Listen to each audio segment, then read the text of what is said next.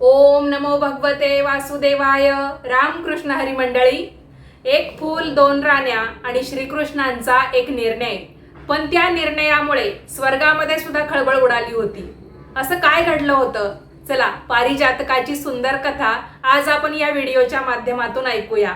अर्थातच कथा धार्मिक असणार आहे आणि आपण फक्त कथा ऐकत नाही, मी तुम्हाला कथा फक्त सांगत नाही, तर त्या कथेच्या माध्यमातून एक चांगला बोध देण्याचा सुद्धा प्रयत्न करत असते. त्यामुळे आपल्या प्रत्येकाच्या जीवनामध्ये काहीतरी बदल होईल, काहीतरी शिकायला आपल्याला मिळेल किंवा आपल्या रोजच्या जीवनाची जी काही वाटचाल आहे त्याच्यामध्ये आपण या बोधाचा वापर नक्कीच करू शकू.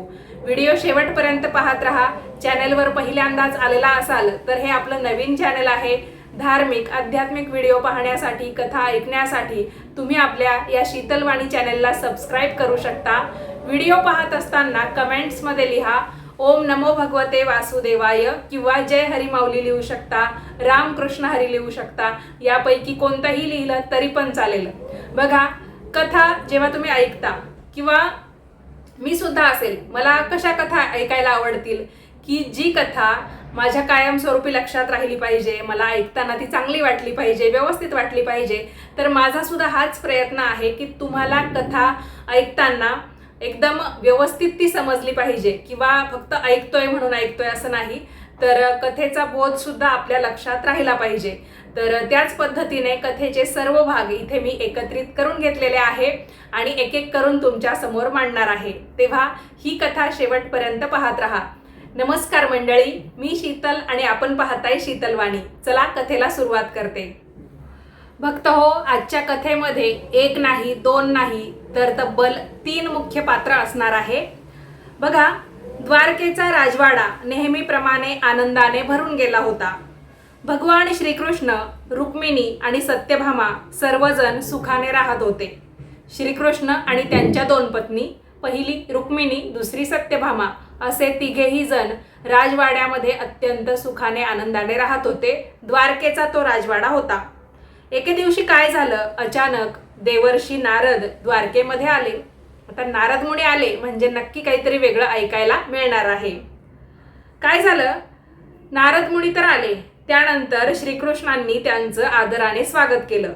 नारद मुनींच्या हातात एक अतिशय सुंदर, सुवासिक आणि दिव्य तेजाने चमकणारं फूल होतं. ते फूल साधं नव्हतं, ते होतं स्वर्गातील पारिजातकाचं फूल. आता या शब्दातून आपल्याला काय शिकायला मिळतं की आपण जो आज पृथ्वीवर पारिजातक पाहतो, पारिजातकाची फुलं वेचतो, त्याचा सुवास आपल्याला आवडतो, ती फुलं आपण देवाला सुद्धा अर्पण करण्यासाठी वापरतो. महिला त्याचे गजरे, वेण्या सुद्धा बनवतात. पण हे पारिजातकाचं झाड आपल्याला स्वर्गातून प्राप्त झालेलं आहे आणि श्रीकृष्णांनी ते पृथ्वीवर आणण्याचं काम केलं होतं, हे आपण याच्यातून लक्षात घेतलं पाहिजे. तर नारद मुनी आले होते पारिजातकाचं सुंदर, तेजस्वी, दिव्य असं फूल घेऊन. यावर नारद मुनी हसत म्हणाले, प्रभो, हे फूल मी स्वर्गातून खास तुमच्यासाठी आणलेलं आहे. श्रीकृष्णांनी ते फूल हातात घेतलं. त्याचा सुगंध संपूर्ण सभागृहामध्ये दरवळू लागला. सगळ्यांच्या नजरा त्या फुलाकडे खिळल्या होत्या. स्वर्गातून नारद मुनी हे फूल घेऊन आले, पण या फुलामध्ये असं काय आहे? क्षणाचाही विलंब न करता श्रीकृष्णांनी काय केलं, ते दिव्य पारिजातकाचं फूल रुक्मिणीच्या हातामध्ये ठेवलं. रुक्मिणीने नम्रपणे ते स्वीकारलं. पण सभागृहाच्या एका कोपऱ्यामध्ये उभी असलेली सत्यभामा हे सगळं शांतपणे पाहत होती. तिच्या चेहऱ्यावरचं हसू हळूहळू नाहीसं होत होतं. आणि याच एका फुलामुळे द्वारकेमध्ये एक असा प्रसंग घडणार होता जो आजही प्रेम, अहंकार आणि भक्तीचा सर्वात सुंदर धडा मानला जातो. बघा, 2 सवती अर्थात एकमेकींशी चांगलं कसं राहणार, नाही का? आणि पतीने जर त्यातल्या एका पत्नीला काहीतरी दिलं तर दुसऱ्या पत्नीला त्रास होणारच. भक्त हो, अर्थातच 2 ज्या सवती असतात त्या एकमेकींशी पाहिजे तसं किंवा पाहिजे तितकं चांगल्याने राहू शकत. मग ते देवराज्य असो किंवा आपण सर्वसामान्य माणसं असो. असं म्हणतात ना, एकाच म्यानात 2 तलवारी राहू शकत नाही. त्याच पद्धतीने पती एकच आणि त्या पतीला जर 2 पत्नी असल्या तर काय घडू शकतं याचा विचार आपण नक्कीच करू शकतो किंवा आपल्याला सुद्धा आपल्या रोजच्या जीवनामध्ये हे पाहायला भेटतं. मग नारद मुनींनी आणलेलं ते खास करून स्वर्गातलं दिव्य फूल श्रीकृष्णांनी जर आपल्या एकाच पत्नीला दिलं, एक फूल होतं तर त्यांना असं वाटलं की आपण ते रुक्मिणीला द्यावं, तर त्याच्यामुळे सत्यभामेला नक्कीच या गोष्टीचा त्रास झाला होता. पण आपल्याला याच्यामध्ये काही वाद भांडणं या गोष्टी शिकायच्या नाहीयेत. आपल्याला काय पाहायचं आहे किंवा या गोष्टीतून आपल्याला काय शिकायचं आहे की प्रेम, अहंकार आणि भक्तीचा सर्वात सुंदर धडा आपल्याला या कथेच्या माध्यमातून कसा काय मिळतो. तर ऐका, सत्यभामा काय करत होती? दूर उभी राहून हे सगळं पाहत होती. तिच्या मनात अनेक प्रश्न निर्माण झाले. हे फूल श्रीकृष्णांनी मला का दिलं नाही, रुक्मिणीला का दिलं, किंवा रुक्मिणीमध्ये असं काय आहे की त्यांनी ते फूल तिलाच देऊ पाहिलं.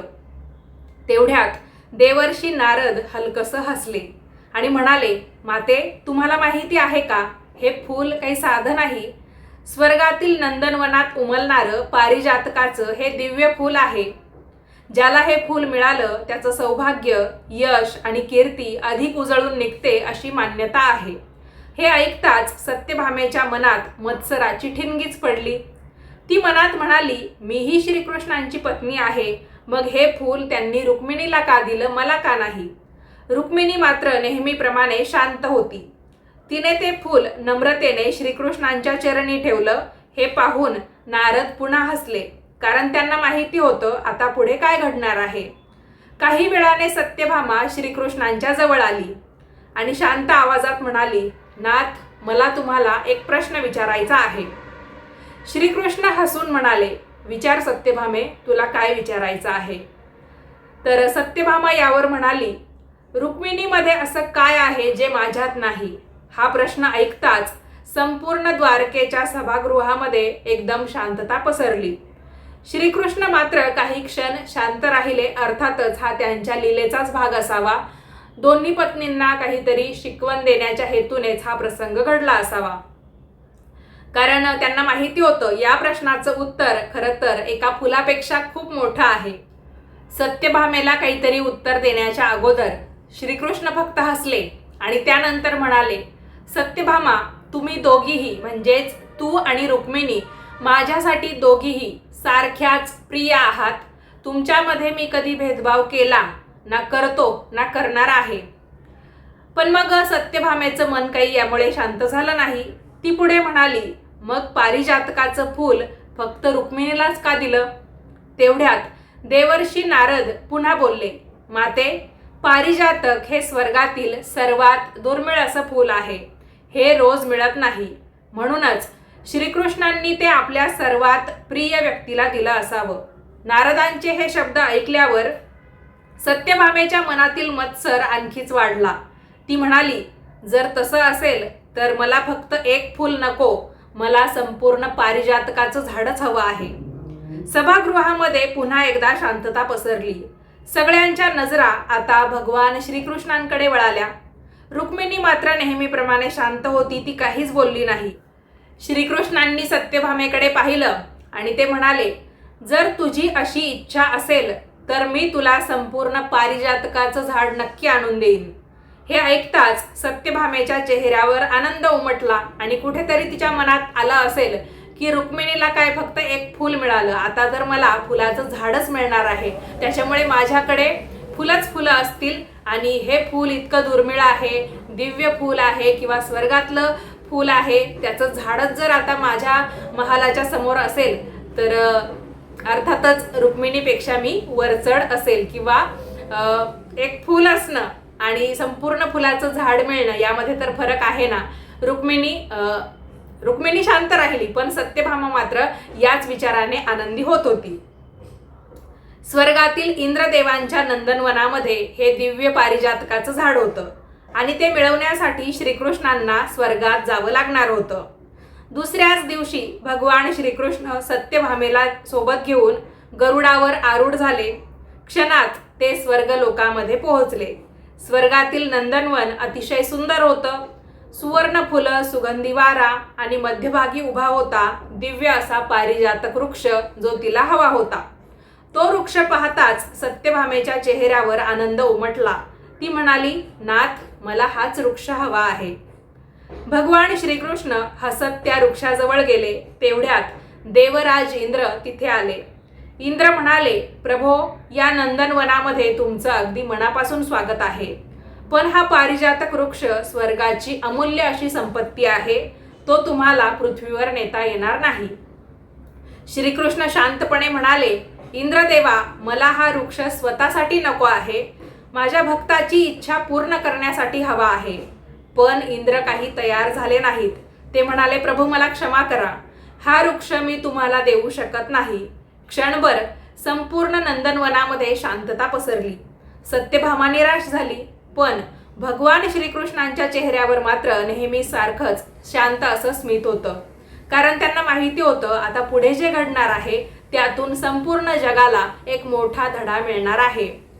देवराज इंद्रांचा नकार ऐकून सत्यभामा निराश झाली. ती हळू आवाजातच म्हणाली, नाथ, आता आपण परत जाऊया. पण भगवान श्रीकृष्ण हसले आणि ते इंद्रदेवांकडे पाहत म्हणाले, इंद्रदेवा, हा वृक्ष तुमच्याकडे कायमचा राहणार नाही. स्वर्ग असो वा पृथ्वी, प्रत्येक गोष्टीचा खरा स्वामी परमेश्वरच असतो. इंद्रांना काही हे शब्द आवडले नाही की श्रीकृष्ण असं काय बोलताय वगैरे. ते म्हणाले, प्रभू, मी फक्त माझं कर्तव्य करत आहे.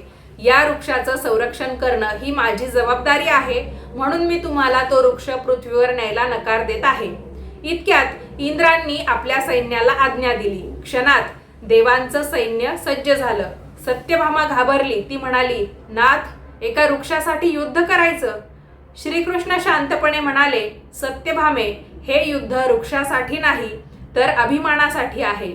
ते ऐकताच भगवान श्रीकृष्णांनी आपल्या हातामध्ये सुदर्शन चक्र धारण केलं. क्षणभर संपूर्ण स्वर्ग तेजाने उजळून निघाला. इंद्रांना तेव्हाच जाणवलं की ते ज्या समोर उभे आहेत, किंवा इंद्रांना हे सुद्धा समजलं की ते आता ज्या व्यक्तीसमोर, ज्या महान पुरुषासमोर उभे आहेत, ते फक्त द्वारकेचे राजा नाहीत, तर ते स्वतः श्रीहरी विष्णूंचे किंवा महाविष्णूंचे अवतार आहेत.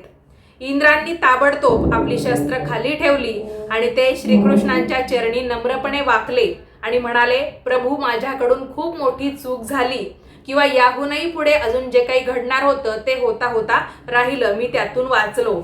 हा पारिजातक वृक्ष आपण पृथ्वीवर घेऊन जा.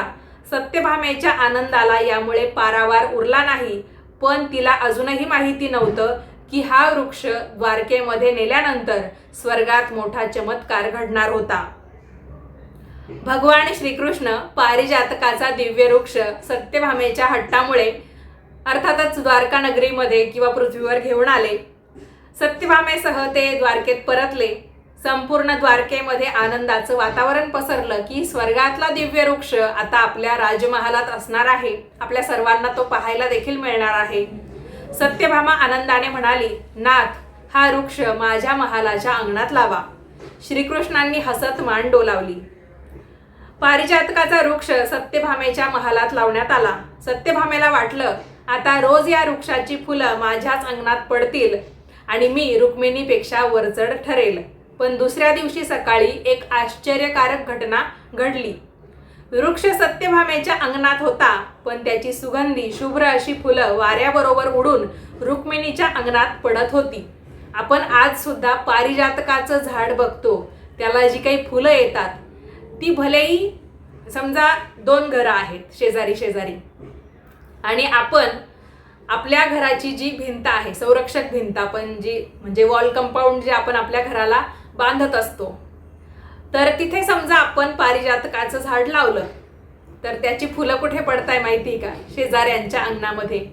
किंवा भलेही त्या संरक्षक भिंतीच्या वॉल कंपाऊंडच्या थोडंसं आतमध्ये अगदी तुळशीपाशी जरी आपलं पारिजातकाचं झाड असेल ना, तरी पण त्याची फुलं ही इतकी हलकी असतात वजनाला ना, तर वाऱ्याबरोबर उडून ती आपल्या अंगणामध्ये जास्त न राहता शेजाऱ्यांच्या अंगणामध्ये जास्त गेलेली आपल्याला दिसून येतील. म्हणजे आपल्या अंगणामध्ये कदाचित कमी फुलं आणि शेजाऱ्यांकडे तो वृक्ष नसला तरी पण ती फुलं त्यांच्याकडे आपल्याला जास्त आढळतील. तर पारिजातकाचं हेच वैशिष्ट्य आहे की झाड लावलं आपल्या अंगणी, फुलं मात्र दुसऱ्याच्या अंगणामध्ये. तर अशा पद्धतीने सत्यभामेच्या अंगणामध्ये तो पारिजातकाचा वृक्ष लावला गेला तिच्या हट्टामुळे, पण फुलं मात्र रुक्मिणीच्या महालाच्या अंगणात पडली. हे पाहून सत्यभामा अतिशय चकित झाली. ती धावत श्रीकृष्णांकडे आली आणि म्हणाली, नाथ, हा वृक्ष माझ्या अंगणामध्ये आहे, माझ्यासाठी म्हणून आणला, मग फुलं रुक्मिणीकडेच कशी जातात? भगवान श्रीकृष्ण नेहमीप्रमाणे मंद स्मित करत म्हणाले, सत्यभामे, वृक्ष मिळवता येतो पण प्रेम जिंकावं लागतं.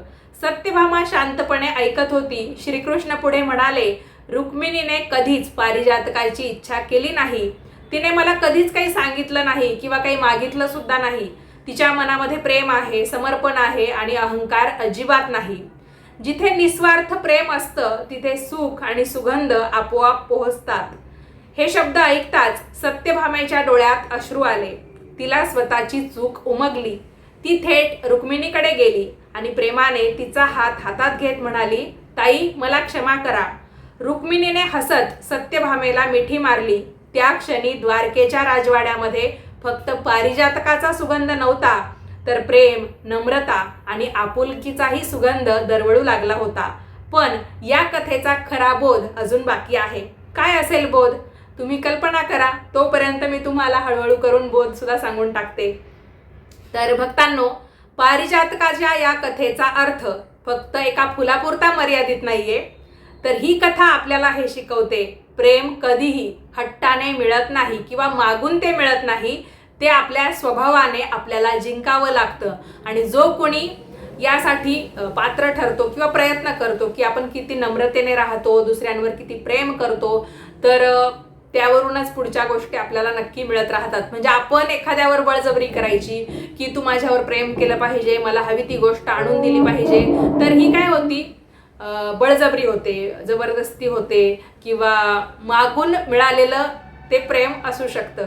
पण जेव्हा आपण सर्वांशी नम्रतेने वागतो किंवा कुठल्याही गोष्टीची कधी अपेक्षा करत नाही, निस्वार्थ भावनेने आपण आपलं काम, कर्तव्य पूर्ण करत राहतो, तर अर्थातच आपल्याला प्रेम किंवा ज्या काही गोष्टी आपल्याला हव्या असतात तर न मागताच त्या आपल्याला मिळतात. आणि न मागताच मिळालेल्या गोष्टीचा आनंद किंवा त्याचं जे समाधान असतं ते खूप असतं, जे आपण मागून मिळवण्याचा प्रयत्न करत असतो त्यापेक्षाही. तर रुक्मिणीने आपल्या स्वभावाने सर्व काही जिंकलं होतं. न मागताच तिने सर्व काही मिळवलं होतं असंच म्हणावं लागेल. रुक्मिणीने कधीही पारिजातकाची इच्छा केली नाही. तिने श्रीकृष्णांकडे कधीच काही मागितलं नाही. तिच्यासाठी तर श्रीकृष्णच सर्वस्व होते. आणि जिथे निस्वार्थ प्रेम असतं तिथे भगवंताची कृपा आपोआप पोहोचते. याचा अर्थ सत्यभामा वाईट अजिबातच नव्हती. ती श्रीकृष्णांवर खूप प्रेम करत होती, पण त्या प्रेमामध्ये थोडासा अहंकार आणि स्वामित्वाची भावना मिसळलेली होती. आणि श्रीकृष्णांनी या एका प्रसंगातून तिला प्रेमाचा खरा अर्थ काय होतो ते शिकवण्याचा नक्की प्रयत्न केला. आणि अर्थात त्या शिकवणुकीचा फायदाही झाला. दोघी सवती होत्या, जावा नाही सवती होत्या. तर त्यांचं जे प्रेम आहे ते बहिणींसारखं फुललं. आणि द्वारका नगरीमध्ये प्रेम, समर्पण किंवा निस्वार्थीपणा काय असतो हे सर्वांना त्यामुळे शिकायला मिळालं. आता बघा, आपल्या आयुष्यामध्ये सुद्धा काय असतं की आपण बऱ्याच वेळा, कधी कधी नाही बऱ्याच वेळा आपण दुसऱ्याशी तुलना करत असतो आपली. खरं तर प्रत्येक जण हा वेगळा आहे, प्रत्येक जण विशेष आहे, खास आहे. प्रत्येकामध्ये देवाने काहीतरी गुण अवगुण भरलेले आहे. पण कधी कधी काय होतं की आपल्याकडे ज्या गोष्टी आहेत त्याच्याकडे आपण पाहत नाही, पण दुसऱ्याकडे काय आहे आणि माझ्याकडे ते नाही याचीच तुलना आपली सदैव चालू असते. आणि जिथे तुलना येते ना, तर तिथे तो माणूस कधीही समाधानी किंवा सुखी राहू शकत नाही. आपण काय बघितलं पाहिजे की आपल्याकडे काय आहे. जरी समोरच्याकडे दुसरं काय असेल, पण आपण हे बघा ना की आपल्याकडे सुद्धा काहीतरी आहे, त्यातून आपल्याला सुद्धा काहीतरी मिळालेला आहे किंवा मिळवू शकतो. आपण या गोष्टीचा चांगला वापर करू शकतो, तर आपण सुद्धा सुखी समाधानी होऊ शकतो. तुलना करणं हे सर्वात वाईट आहे. त्याच्यामुळे काय होतं, आपल्याकडे जे आहे ना त्यामध्ये सुद्धा आपण सुख मानत नाही, आपण नेहमी यामुळे दुःखी राहतो. तर बघा इथे काय शिकवलेलं आहे आपल्याला, तर या कथेने सुद्धा आपल्याला हेच शिकवलेलं आहे की आपल्या आयुष्यामध्ये सुद्धा कधी कधी आपण दुसऱ्याशी स्वतःची तुलना करतो. त्याला जास्त का, मला कमी का, असे प्रश्न आपल्या मनामध्ये येत असतात. पण भगवंत प्रत्येकाला योग्य वेळी योग्य तेच देत असतात.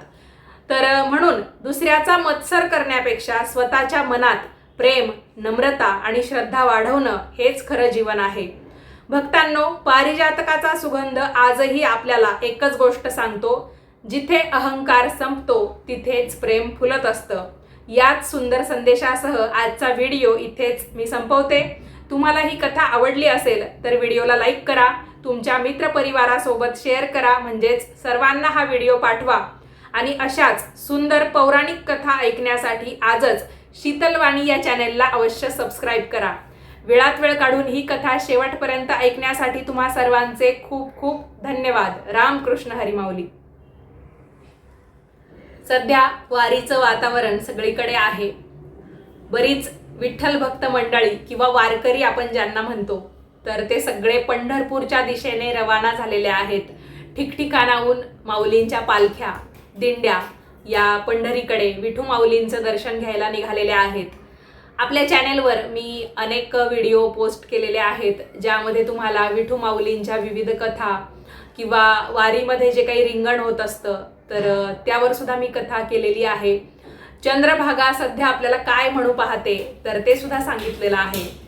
तर वारीचं हे वातावरण आपण अजूनच द्विगुणित करूया, त्यासाठी मी तुम्हाला एक छोटासा अभंग म्हणा किंवा विठू माऊलींचं गीत म्हणा तर त्याच्या काही ओळी म्हणून दाखवते. मी काही मोठी गायक वगैरे नाही, पण हे जे काही व्हिडिओ मी तुम्हाला शेअर करते ना, त्यानिमित्ताने मला असं वाटतंय की मी सुद्धा या वातावरणामध्ये अजून भर टाकावी. भक्तिमय वातावरण सगळीकडे या गीताच्या निमित्ताने तयार व्हावं. तर ऐका. नाउरली भव भय चिंता, रजत महे सुटले आता, भेद भाव कातरला रे, तन मनात झरली गाथा, तू कळस तूच रे पाया, मज इतके उमजून जाता, राहुळात या देहाच्या, मी तुलाच मिरविन आता. रामकृष्ण हरी मंडळी, तुम्हाला हा व्हिडिओ आवडला असेल तर पुन्हा एकदा विनंती करते, लाईक करा, शेअर करा आणि आपल्या शीतलवाणी या चॅनेलला अवश्य सबस्क्राईब करा. भेटूयात पुन्हा पुढच्याच नवीन व्हिडिओमध्ये नवीन कथेसह. तोपर्यंत सर्वांनी काळजी घ्या. धन्यवाद.